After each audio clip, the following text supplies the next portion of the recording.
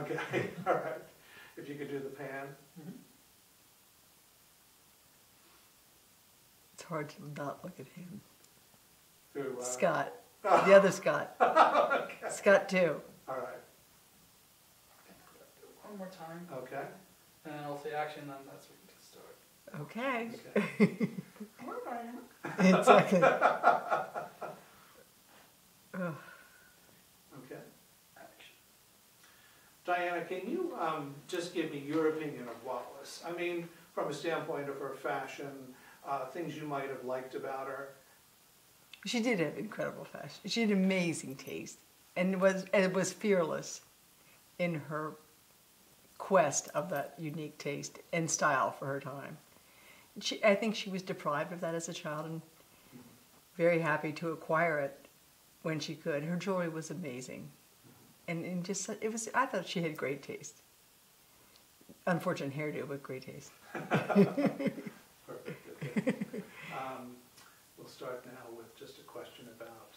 We're just going to talk about the Warfields, and how I'm going to ask you is, and again, I'm going to ask questions, but you're really not going to hear my voice. Okay. So just feel free to throw anything out. There's no right or wrong because we'll hit a bunch of them. Okay. Diana, tell me, what was it like growing up as a Warfield? I mean, I guess you must have been hit with a lot of the history and all that sort of thing. You know, it was all I knew. It was all I knew, and I loved it. We lived, you know, you couldn't create the comfort and the protectiveness of living on a dairy farm. And that's, you know, in a beautiful dairy farm, in a beautiful house. Mm-hmm. So those were the positive sides of it. And, you know, I just took it for granted. I was a Warfield, you know, you were a Watkins. It was all I knew. I didn't know there was any difference or anything special about it. You know, I feel very lucky to have had the childhood that I had with, you know, horses and cows and ponies and more horses, more cows, and more ponies. Okay. Can you recount the story? And Diana, when I do this, your father always would tell me the story tongue-in-cheek, you know, about Wallace asking for the family history. And he says, you know, your grandfather said to her, or wrote back to her, if you would behave like a lady, you wouldn't have to prove your family history. Do you remember that story? You know, I never really, I mean, my grandfather was gone before I was born, so I never really heard that from him, but from my father. Yes. It was more I heard, you know, they treated her with respect. They didn't give her a lot of information that she could then go on. They didn't want to be thrown under the bus. Or they already were. The guilt by association. But he just said she was, you know, the quote that he always said to me was, if you don't have anything so nice to say about someone, say they were a great dancer. And she was a great dancer. That was all. That was the only history that Dad would ever say about her. I don't think that he ever really knew her, per se, or even her mother or any of her family. He did tell me he once danced with her. He did at the Hunt Ball. Yes. Yeah. Could you say that? Could you say it on camera? My father danced with her at the Hunt Ball. Dad did dance with her at the Hunt Ball, and he had very fond memories of that. It was, you know, a unique and wonderful situation for him. Mm-hmm. But he didn't have anything, neither negative or uber positive, to say about it. As far as, let's talk about the Warfield clan a little bit, and I'll just feed you some things. You could just say, well, you know, in Maryland, all the old families are related. I can't say that, Scott. Okay. I just can't. That's just not me. How about this? Can we say this? Here's a funny little line. This is your style. Okay? All right. And we can say something like this, like in Maryland, you have to be careful about what you say about another person you may be related to. Exactly. I would say that. Yeah. Okay. So the line is, in Maryland, you have to be very careful about what you say because about anybody, because you may be related to them. And that was often the case with me. Say that again. I'm sorry. Because I was good. In Maryland, you have to be very careful with what you say about anybody because you could be related to them, and you often are. So. Let's see. Do you know much about Governor Warfield? No. A little bit. What do you mean? Just tell me anything you know about Governor Warfield. he was I know he founded the Daily Record. he was multi-talented. I mean, he was a dentist. He was he founded the Daily Record, Fidelity Deposit Company, and governor from 1904 to 1908. Meanwhile, running a very, very large, successful dairy farm, among other things. They had a huge canning company out there. So he was, and he had a legacy that he supported out there. It was amazing. It was a huge, huge operation when you look back on it nowadays. It was a major corporation with a lot of dependents. Does that get clear to you? Mm-hmm. Okay. Give me your thought about Wallace Warfield now, about her life and what you thought when you were talking earlier about how... Well, as I said to you, I think there's something so tragically sad about it. She just... I think when she started dating or seeing... What was he, the prince? That she envisioned this sort of fun, chic step into a different life that she hadn't really known, had always aspired to. And then I think it spiraled out of her control. I think she just lost control, and she was very much a control freak. She lost control of what would then happen to her. I think that she, her end goal was lost in the abdication. She didn't want the abdication, I don't think. I think she just wanted a wonderful life with someone she thought she loved. I'm gonna stop you real quick. Could you just pull your sweater so it's hiding? Yeah. Okay. And how were those shots looking though? They were fine, right? Yeah, they were. You know what? I can show you how to edit that mic out. If you pick up that line again where you said, what was he, the prince? But give me that same general thought again.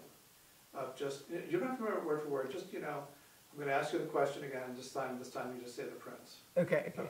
So, Diana, what in your opinion, in the end all, what did you think of Wallace and her life at the end? She was tragically sad. She wanted to have a sophisticated, chic life with the prince, and with the abdication, it spiraled out of control. She could no longer have the obscurity and the fun that they had. They were having fun until the abdication. I think they were having fun. They were in love, or appeared to be in love, and I don't think had thought through the end game of what was going to happen as nowadays people do. I mean, I think she just wanted a certain lifestyle that she felt was denied her as a child, and she was going to get it come hell or high water. I think she certainly, I think we might call her a gold digger, and or, socially, she had her sights set very high. And she set them very high. I'd like for you, if it's okay to say, how I want you to do this, and I think it's your personality, is for you to say, oh, she certainly was a member of the Warfield clan, but certainly back in the day, divorce was a very touchy subject. And because she was born as a Warfield. I mean, she was clearly she was a Warfield.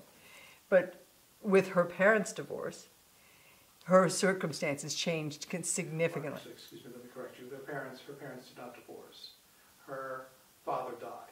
Oh, her father died. Okay, yes, her father died. Okay. So we'll begin from the beginning. Okay. So go ahead. She was certainly a Warfield. She was definitely born a Warfield, into the Warfield clan in Baltimore. But once her father died, her financial circumstances changed significantly. And I think that she always sort of regretted that and wanted a different storyline to capture her. And then when she fell in love with her first husband and she left, where'd they go? They went to China? They went to China. They divorced and so forth. But I got that line that I wanted. Okay, good. So that she was born a Warfield, and until her father's death, that good. kind of thing. But I would like to have a comment made about her own divorce. Which I don't know very much well, about. All you have to know is that she had two divorces. Warfield, oh yes, Edwin Warfield and your grandfather anyone from Maryland, old Maryland, would have been shocked by that. How can I say that when my own father was divorced? I can't say that, Scott. But one thing divorces in my family, but I'm talking about this is like 1930. Okay, my grandfather. Yes. My grandfather. So basically what I want you to say is, she's, back here in Maryland, people certainly would have been shocked by the fact that she had been divorced twice. Okay. So you can say back here in Maryland. At home in Maryland, everyone was shocked, particularly. Microphone again. Oh, It keeps flipping around. It's a bad piece of tape there. It's a Band-Aid or something. I'm sorry about that. There we go. Actually, hold on. We're going to do a little... See if that holds. Okay.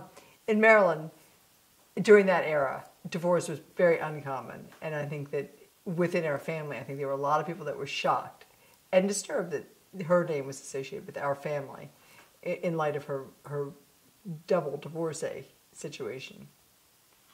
That's beautiful. Can we have that one more time? And then when I say just a general idea, that's all. Where am I starting? Back in Maryland. Well, here in Maryland, she was definitely a Warfield, and she was proud of that. She was proud to be a Warfield. But when she divorced both of her husbands, it was frowned upon by her long extended family here, as it was sort of an uncommon practice during that time, unacceptable practice at that time. Very good. They're two good shots there. Would you mind, and I know this is a situation we don't talk about because I'm involved in those things too, but she certainly was a debutante at the Baltimore Bachelor's Cotillion. Would you care to make a comment as a third person of what making a debut is all, or how it was important back then? She was okay. We're going to do this once. She was presented. She was presented at the Bachelor's Cotillion debutante party in Baltimore, and I don't know what year it was, as my daughter was, but in her era, it had significant meaning. You found a husband there. That was the goal. You were presented to society, you found a husband. I mean, it's still very much a tradition within Baltimore, but it's, and was very important during her era. I would say it's less so now, but nonetheless, a tradition still upheld by many people in Baltimore. I think that's good. What's going to happen with that, so you know? I hope you... No. On the floor. It's going to be like little clips where there'll be a picture of her in her debut, costume, right. Or her gown rather, and I won't be, it'll be very third person. It's not going to be, I was a debutante. Don't worry about it. I know you're not like that. I was thinking when I was a debutante, there were about 5 debutantes, and we wore Mexican wedding dresses. So it was sort of, it was at the Belvedere, but it wasn't, and right. Now it's anybody who's willing to pay for it. No, I know. Yeah. So I think we've got just about everything that we needed. Let's just talk again about, and begging your pardon, just about Governor Warfield again. Just a smoothing of, well, Scott, he was not only governor of Maryland, he was a farmer, he was an industrialist, he founded a newspaper, that kind of thing. We're just trying to, and what we'll do is we'll get her on camera saying that, but then also we could possibly use it as a VO when we have a still of it in Warfield, okay? Mm-hmm. And then we can then come to this lovely image here and go from there. So could you just give me a general idea in a nutshell, Governor Warfield, as we listed? His number one passion was farming. So he was very proud of the land at Oakdale. He had a dairy farm, a canning factory, started a newspaper, was a dentist, and governor of the state of Maryland. So very much a politician as well. Very good. Mm-hmm. And I think that's really got it all. God, that takes a lot to set up for you, Scott, to do. Hopefully what will come down to like 2 lines. Well, you know what? Let me tell you this story. Not comfortable talking about myself. Okay, that's quite all right. Did you read Hugo's book yet? I did. You have it? I haven't read it. Clinton read it. Okay. Clinton read it. He should be sitting right here. He mentions you in the book. Oh. And it's a lovely, mention. He talks to you, talks about, your vision of what the Warfields, how they reacted. Apparently his friend was Christine Carter, this woman who did a documentary some years ago. Oh yeah, I have that documentary under lock and key. Okay. Yeah. So he saw that. He just mentioned, what you had said.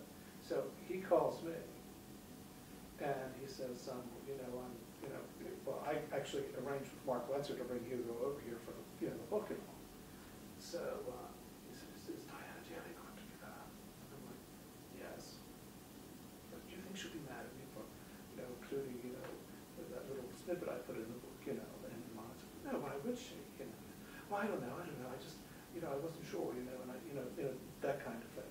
Because apparently Christine Carter had said to him that you also had like a little picture of Wallace Warfield in your house or something, and he mentioned that, and it's a cute little line. You'll get a. I'll have to find it. Yeah, you'll get a kick out of it. So anyway, I said, well, I don't think she's going to be upset about it. She's a lovely girl. She's a very pretty girl. And I don't mean to embarrass you, but I was just, and so the whole time, I started teasing him before his trip, and I said to him, he said something to me. I said, "Oh, everyone's going to be there," and I hear Diana Daly's going to be there too. And he got really nervous. He said, "Really, really?" I said, "Yeah, I was at the gym the other day. She was working the speed bag, and her face was." And he was just like, and he goes, "Is Mr. Clinton Daly going to be there?" And I said, "Yeah, I think he's got it in for you too." He can thank me, Clinton, for getting us all there. Clinton got the whole family table. Oh, yeah. Well, it was just very funny because he's a very proper man. I mean, he's an attorney and went to Strasbourg and lovely man. But he's very, very proper. And I said, "Don't worry, no, she's a lovely girl. She's not going to give you any trouble." And I told, do you know, I love him, Fritz, Bill Fritz. Oh yeah. Well, Bill Fritz, I ran into him, Sally. I was sitting at their table. And Bill found I was doing some film work and all. And he had invited me over to his house to look at his book. He wrote a book about. I know. Clinton's read that too. Yes, okay. You write a book, Clinton will read it. So, getting back to you, there are some people that are like, there's this one fellow, Mark Gelding, who's very fey, and very much into the Duchess of Windsor and follows everything that she does. It's scary, And I was joking with Bill Fritz about this story, and Mark Gelding saw the video that Christine did, and you make mention saying, "Oh well, she was really not our branch of the Warfields and all." And this fey little man's like, "How dare she say something about that? If I see her, I'm going to scratch your eyes out." And I said to Mark, "I've met Diana Daly twice. She would take you out in one bite." So Bill Fritz was crying loud because I was like really putting one about how this guy was. But certainly Hugo would certainly love to meet you, and he was there, but he was very shy. He was like, but My group was not exactly enthralled with the whole evening. So, oh really? So I think once it ended, they were out of there so quickly. It was so hot that night. Well, you know what? I enjoyed it. And my sister who lives in New Delhi was here, so it was really fun. All the way from India. Well, she was here anyway. Yes. And I said, "Beth, boy, do I have a night for you."